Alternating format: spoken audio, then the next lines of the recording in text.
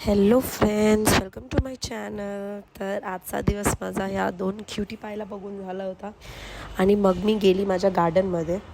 Actually माझी झाडं मला खूप प्यारी आहे आणि मी त्यांचं खूप लक्ष ठेवते आणि कधी कधी असं वाटतं मी खूप टाईम त्यांच्यासोबत बसून एकटेच बोलत पण असते, थोडा टाईम स्पेंड करते. 10-15 मिनटं तर मी झाडांना पाणी घालणं किंवा त्यांच्यासोबत बसून बोलणं सगळ्या गोष्टी माझ्या चालू असतात. आणि मग मी विचार केला की तर जेवणासाठी मी गेली फ्रीजमध्ये, तर विचार करत होती काय बनवू. सगळ्या भाज्या काढल्या होत्या मी की नक्की आज बनवू तरी काय.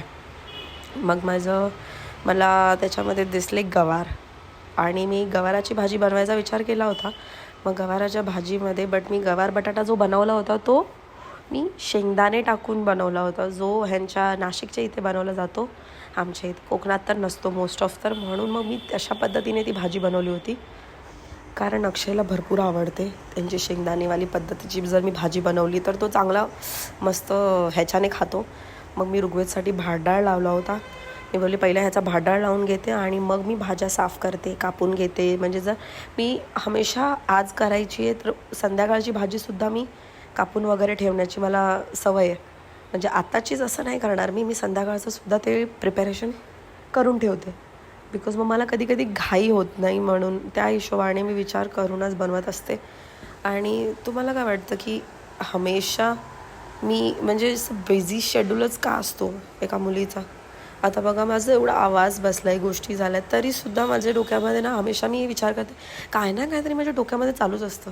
मी हे करायला पाहिजे, मी हे साफ करू का, मी असं करू का. म्हणजे कंटिन्युअसली माझं ब्रेन आहे ना, मी आता इथे ही गोष्ट साफ करते बट देन मला अचानक आठवतं की यार मी कबड साफ करू का. मी किचनमध्ये गेली तर मी किचनमधनं कधी कधी बाल्कनीमध्ये जाते, मग बाल्कनी साफ करत बसते.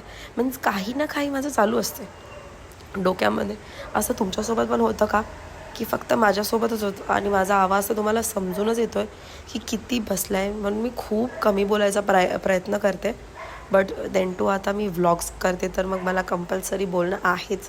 आता ठीक आहे, तुम्ही त्या गोष्टी थोडंसं इग्नोर करा, एवढं जास्त त्याच्यावरती फोकस करू नका. माझे व्लॉग्स बघण्यामध्ये थोडंसं इंटरेस्ट दाखवा आणि थोडं माझ्या ह्या व्लॉग्सला लाईक करा, शेअर करा, सबस्क्राईब करा. मला सपोर्ट करा.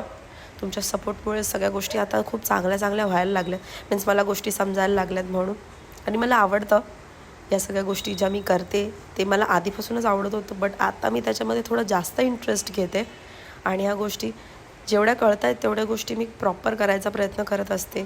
आणि जर काही चुकतं तर तुम्ही मला आहातच सांगण्यासाठी. माझ्या कमेंट्समध्ये तुम्ही सांगू शकता की मी असं हे गोष्टी चेंज करायला पाहिजे किंवा मी ह्या गोष्टी करायला पाहिजेत.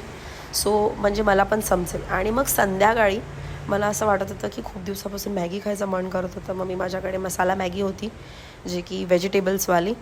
म्हणजे मी ही जास्त प्रेफर करत नाही, बट कधी कधी असं वाटतं की नाही ही खाल्लेली थोडंसं ओके आहे. बट असं काही त्याच्यामध्ये वेगळं नाही आहे, दोन्ही सेमच प्रोसेस आहे. आणि म्हणजे दोन्ही पण सेमच आहेत, काही इन्ग्रेडियंट्स वेगळे, फक्त थोडेसे त्याच्यामध्ये कच्च्या भाज्या वाटतात म्हणून की हे ते असं. मी मसाले भरपूर टाकते वेगवेगळ्या प्रकारचे. मी मॅजिक मसाला पण टाकला होता, मी नॉर्मल मसाला टाकलेला. त्याच्यानंतर मस्त बसून तारक मेहता तर माझा फेवरेट आहे. मला हमेशा जेवताना हे कंपल्सरी पाहिजेच, ह्याच्याशिवाय माझं जेवण जातच नाही. आणि मग जेव्हा माझी सगळी कामं झाली तेव्हा मी मस्त बसून आंबासुद्धा खाल्ला.